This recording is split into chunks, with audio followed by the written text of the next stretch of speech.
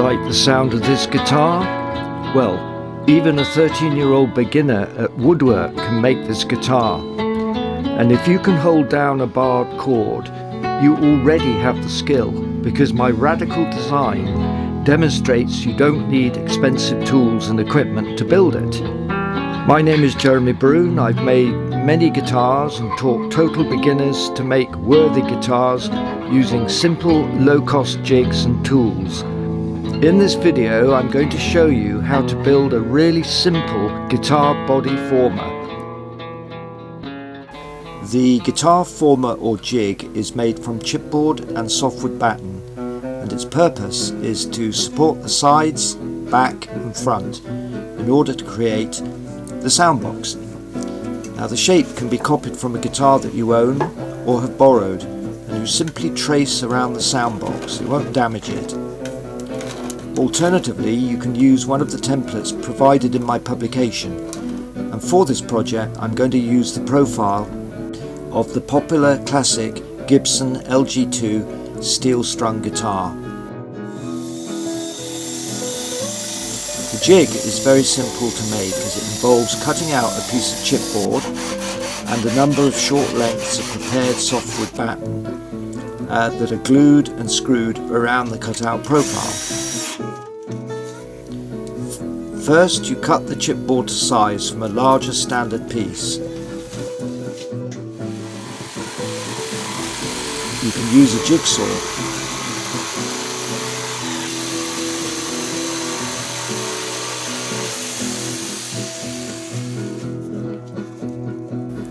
You then mark out an inner profile using a scrap of paper to copy the distance all the way around the guitar.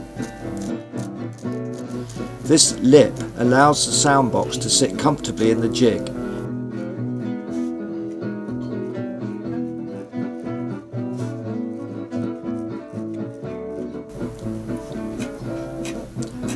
Make sure you shade waste. Always shade waste.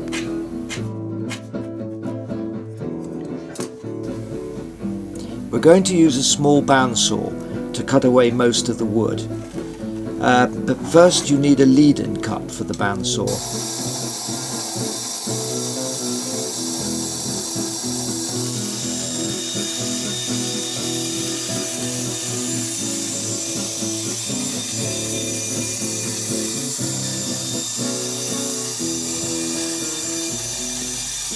We're going to cut the bulk of the waste out to reduce the weight. So take your time.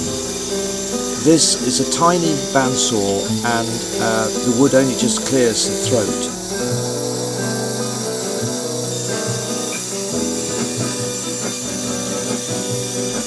Work carefully to the line, but leave the whole line on. This is a very important rule in woodworking. The slower you cut and straight to the line, the quicker and more accurate in the long run.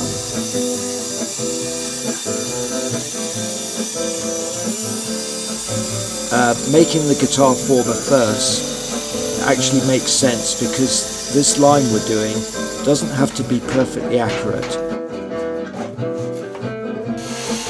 Now I'm going to demonstrate using the jigsaw. This is a really cheap one I bought especially for this project.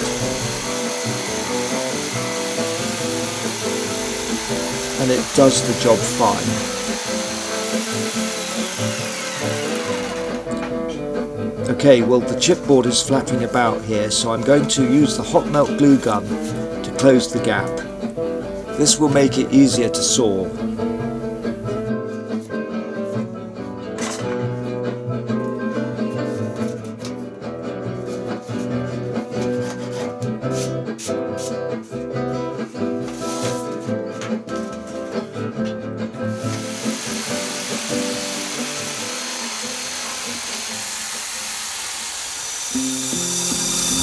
Let's see how my young student is getting on.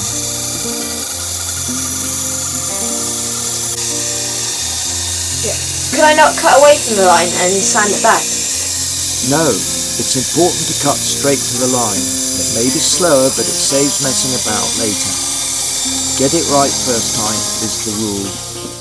I think I might be going a bit further outside the line because I'm actually on the left hand side of the jigsaw, so I can't quite see where the line is, so I'm going a bit too far outside. Well, you're not doing too badly, because all you've done is you've obliterated the line, but you've still got the curve.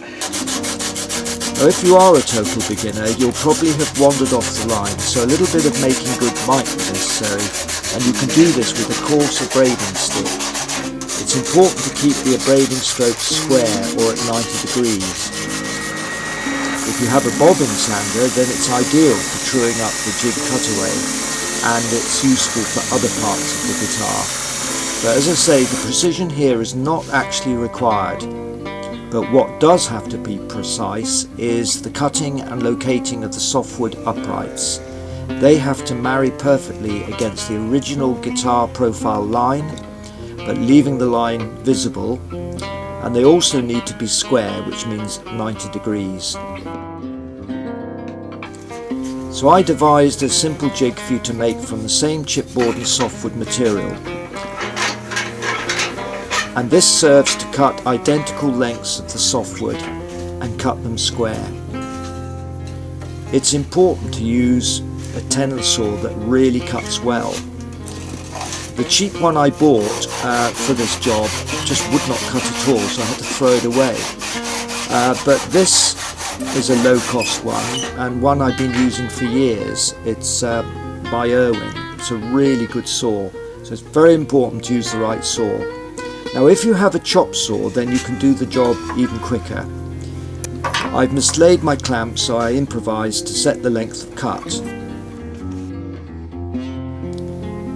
Be careful when sawing not to lift the blade at the end of the cut, as it will also lift the short piece.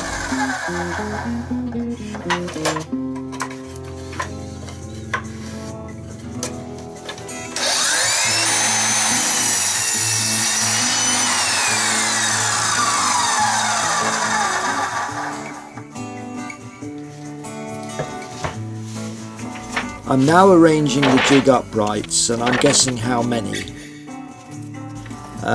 You can always add more later if necessary.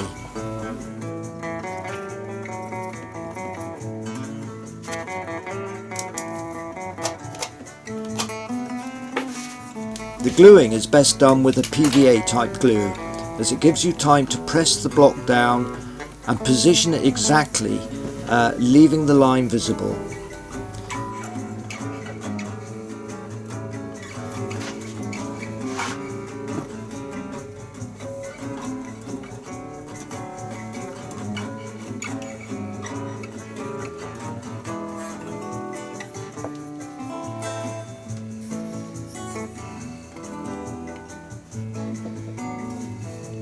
After you've glued all the blocks, leave the glue to cure.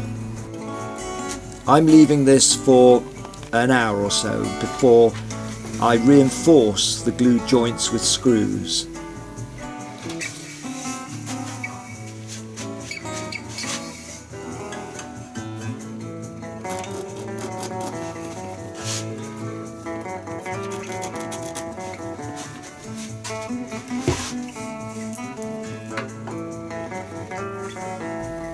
Three bits are required: a pilot drill, a countersink bit and a screwdriver head.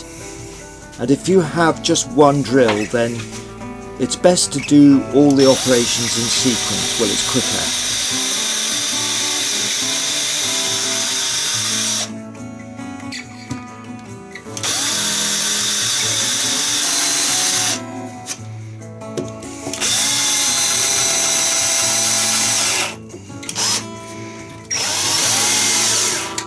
But if you possess several drills, as I do, then it's much quicker to designate each drill to a particular task. Well, the final stage of making the guitar former is to soften all the edges, because you'll be handling it and you don't want to pick up splinters.